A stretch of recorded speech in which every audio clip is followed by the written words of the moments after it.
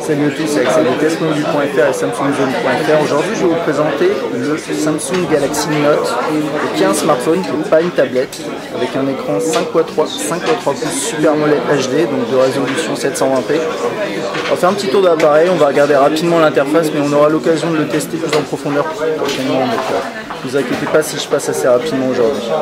Donc qu'est-ce qu'on a? On a une caméra frontale, c'est du 1,3 mégapixels, 2 mégapixels pardon, avec quelques capteurs, là, capteur de proximité, luminosité assez classique, un grand écran.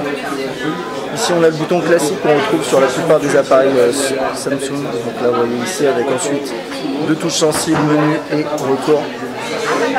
Le bas micro USB et un stylet ici qu'on verra un tout petit peu après. Bouton power on off, déverrouiller, verrouiller l'écran, assez classique. En gros il ressemble pas mal à un Galaxy S2 mais en plus grand. En haut on a un jack 3.5. On dirait un micro ici je pense. C'est un micro ici?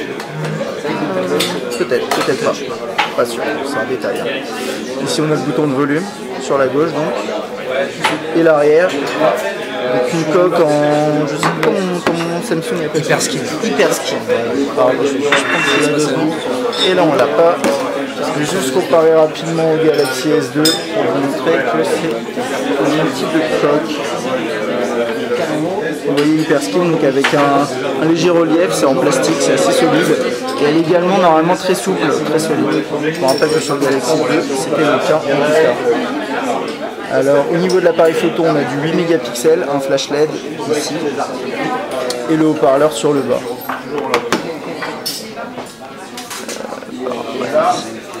Alors on a un stylet également, c'est un stylet capacitif passif qui ne consomme pas de batterie et il ne fait pas consommer de batterie à l'appareil quand j'ai inséré le bas.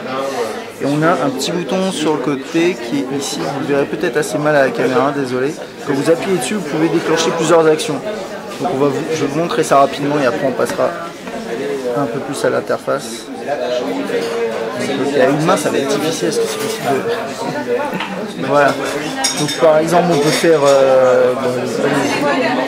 Donc on a le double tap, donc ça c'est pour lancer l'application Memo, qui permet, bon on la verra un tout petit peu après, mais qui permet de faire des dessins, d'insérer des images, etc. Ensuite on peut également revenir en arrière, donc là ça enregistre le fichier. Donc ça équivaut finalement au bouton sensible en bas, retour et menu. Voilà. On peut appuyer aussi sur le bouton et partir de bas en haut et ouvrir le menu. Ça équivaut à aller chercher le menu. Très bien. Et donc avec finalement ce stylet et les boutons qu'on a, on peut aussi faire une capture d'écran, pardon. C'est une fonction intéressante, surtout pour les testeurs de mobile. Et donc avec ce stylet et les boutons, finalement on n'a pas besoin d'utiliser les boutons sensibles, c'est assez intéressant. Et là sur la capture on peut la renier et l'enregistrer, donc ça c'est pas mal. Ok, on va aller regarder vite fait l'interface. Alors si vous connaissez le Samsung Galaxy S2 vous ne serez pas perdu, c'est du Android 2.3.5 avec TouchWiz en version 4.0, donc c'est exactement la même chose que sur le Galaxy S2.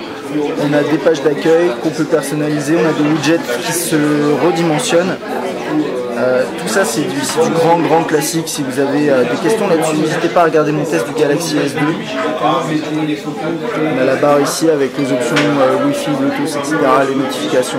Tout ça c'est du grand classique. Par contre comme l'écran est plus grand et qu'on est en 720p, on a la possibilité d'afficher plus d'informations. Donc ici par exemple on voit qu'on a 5 icônes en bas, dont MemoS, c'est l'application qu'on va regarder juste un peu après. Dans le menu, on peut défiler, afficher toutes les applications. Et finalement c'est exactement la même chose qu'un Galaxy S2 en termes d'interface. Si vous avez vu la Galaxy Tab, vous avez vu qu'il y avait une interface qui était dédiée à tout ce qui est tablette avec des systèmes de colonnes. Là on l'a pas. Voilà, vous avez tout ça. Bon, on va pas trop s'attarder là-dessus. C'est vraiment du grand classique et on aura l'occasion de le voir prochainement. Je vais juste vous montrer l'application MemoS. Donc là, qui permet de créer des mémos. On en a plusieurs qui ont été installés, enfin qui ont été faits, pardon. Donc, vous voyez, on peut mettre des images, on peut mettre pas mal d'éléments. Là, en bas à gauche, on voit il y a une carte. Alors, je vais essayer d'en lancer un. Alors dans un mémo vous avez plusieurs possibilités pour entrer. Déjà vous pouvez rentrer du texte. Première chose, c'est avec le clavier ici. Vous pouvez utiliser Swipe également ou n'importe quelle autre saisie de texte.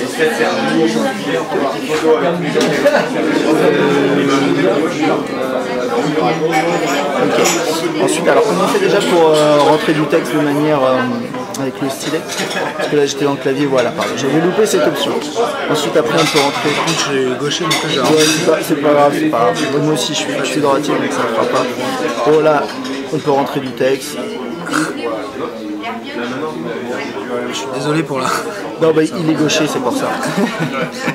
C'est pas grave. Mais on peut, voilà. En gros il y a une reconnaissance assez bonne, moi non plus je peux pas écrire à l'envers. Mais voilà, je vais écrire bonjour. On va voir s'il va le... Ah, c'est compliqué. Je l'ai vu en action tout à l'heure, ça marchait très bien avec quelqu'un qui sait écrire avec sa bonne main. Détection des caractères, donc ça c'est assez sympa pour écrire du texte ici. Ensuite, hop, on a la possibilité de... Qu'est-ce que je voulais, voilà.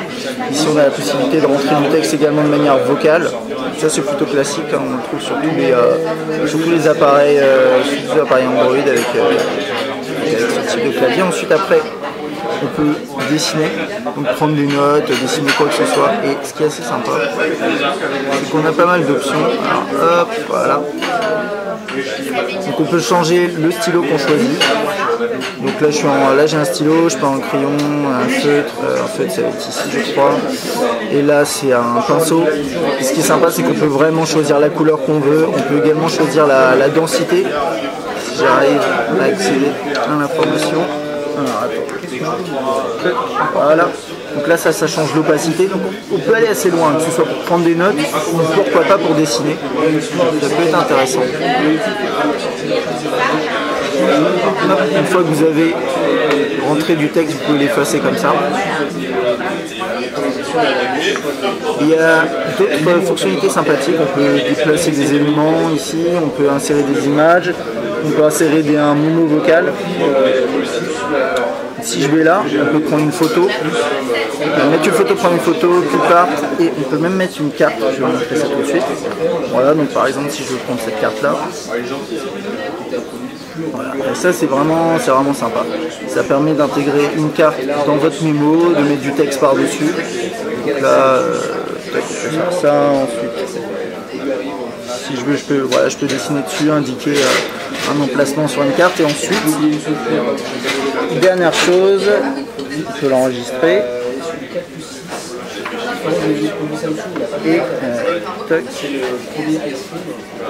on peut la partager. Donc on a différentes possibilités, on peut l'envoyer via Allshare, donc c'est DLNA, éditeur de photos, messages, Picasa, etc. Et donc ça va envoyer une image de l'intégralité du mémo, donc par MMS ou par email, et c'est assez sympa, ça permet de partager rapidement ces mémos. Voilà, on en avait d'autres qui ont été créés, on peut voir un peu ce que ça donne, c'est plutôt bien fait, ça permet d'aller assez loin, ce genre de choses. Voilà.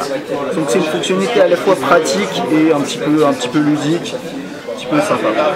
Ok, voilà, ça c'était pour ma petite prise en main du Galaxy Note sur Android 2.3.5. J'espère que cette vidéo vous a plu, à bientôt.